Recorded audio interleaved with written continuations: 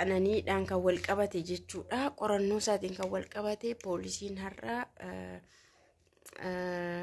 odeeffannoo haaraa baaseeti jira jechuudha. Finfinnee poolisiin Finfinnee waa'ee dhimma qananii ilaalchisee jechuudha. Waan godhaa jiru odeeffannoo baaseeti jira jechuudha. Siniin dubbisa Amaariffadha. Dhaggeeffadha. Mantini sana kan poolisii Addis Ababa poolisii Finfinnee kan waa'ee qananiif baase sana siniin dubbisa. Amaariffa yeroo dubbisu yoo tiraakii qabaate garuu na of galchaan siniin jedha. Egaa poolisiin maalirraa akka gahee qoratee amma qoratee immoo ifoomsee jira. Isa hafesi kana irra gahee ifoomsa jedheeti jira jechuudha. Poolisiin magaalaa Finfinnee egaa akkas jedha. ሟች ወይዘሮ ቀነኒ አዱኛ ዋቆ አሟሟት ዙሪያ ምርመራ እያጣራ መሆኑን የአዲስ አበባ ፖሊስ አስታወቀ። በለሚ ኩራ ክፍለ ከተማ ወረዳ 3 ልዩ ቦታው ሰንሻይን ቤቶች ፊት ለፊት ከሚገኘው ውዳሴ ህንጻ ላይ ነዋሪ የነበረችው ሟች ወይዘሮ ቀነኒ አዱኛ ዋቆ መጋቢት 1 ቀን 2017 ዓመተ ምህረት ከሌሊቱ 10 ሰዓት አካባቢ ከቤቷ የማብሰያ ክፍል በኩል ካለው በረንዳ አምስተኛ ፎቅ ላይ ለጊዜው ምክንያቱ ባልታወቀ ሁኔታ ወድቃ ለሕክምና እርዳታ ወደ ያኔት ሆስፒታል እየተወሰደች ባለበት ወቅት ህይወቷ አልፏል። የአዲስ አበባ ፖሊስ መረጃውን ከደረሰ በኋላ የምርመራውን ቡድን በማዋቀርና ቦታውን ድረስ በመሄድ ተገቢውን ክትትልና ታክቲክ መረጃዎችን እያሰባሰበ ሲሆን የሟችም አስክሬን ወደ ዳግማዊ ምኒልክ ሆስፒታል ለተጨማሪ ምርመራ እንዲሄድ አድርጓል። ሟች ወይዘሮ ቀነኒ አዱኛ በወቅቱ ከበረንዳ ላይ በወደቀችበት ሰዓት ፖሊስ በቤቱ ውስጥ የነበረውን ባለቤቷን ድምጻዊ አንዷለም ጎሳ በቁጥጥር ስር በመዋልም ምርመራ እያጣራ ሲሆን በቀጣይ የመጨረሻውንም ምርመራ ውጤቱም ለህዝብ ይፋ እንዲያደርግ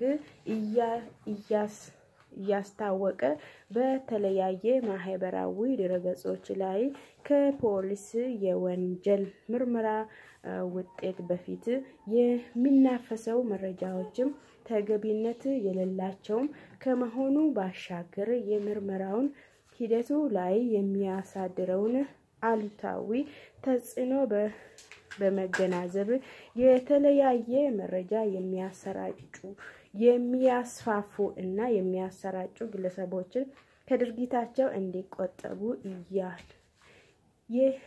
የአዲስ አበባ ፖሊስ አስታውቋል።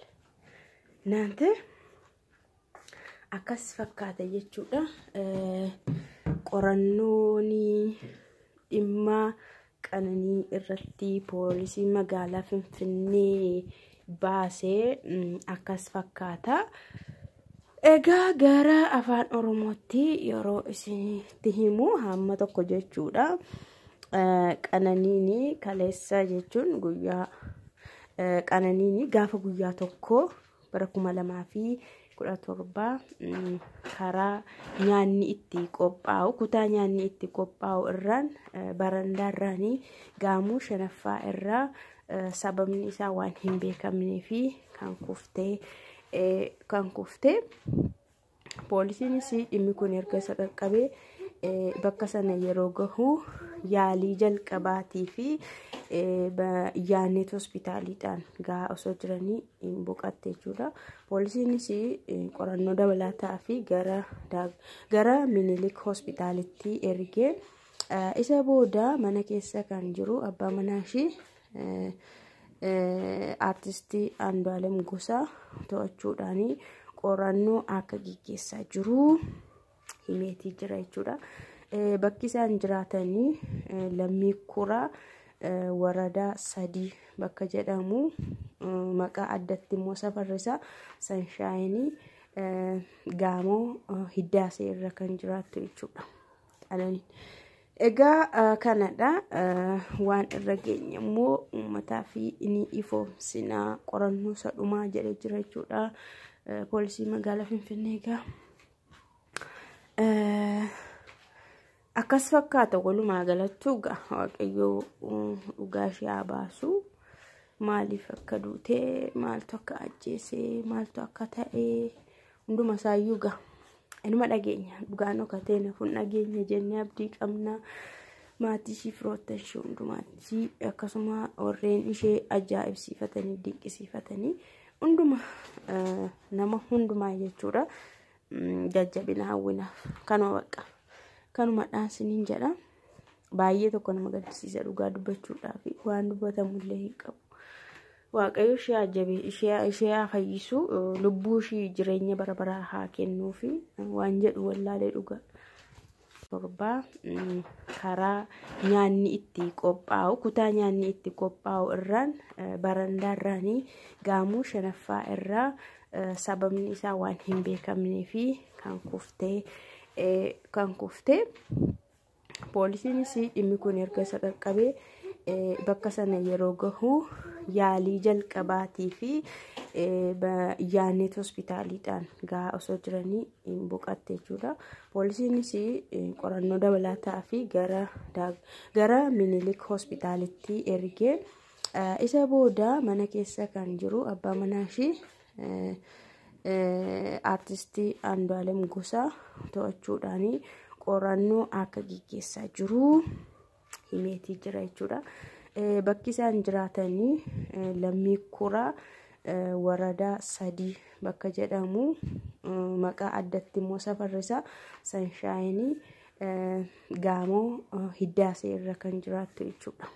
Qananiin egaa kanadha waan irra geenye immoo uummataa fi inni ifoomsinaa qorannoo sadhumaa jedhee jira jechuudha. Poolisii magaalaa Finfinnee egaa akkas fakkaata walumaa galattuu waaqayyoo dhugaa ishee haa baasu.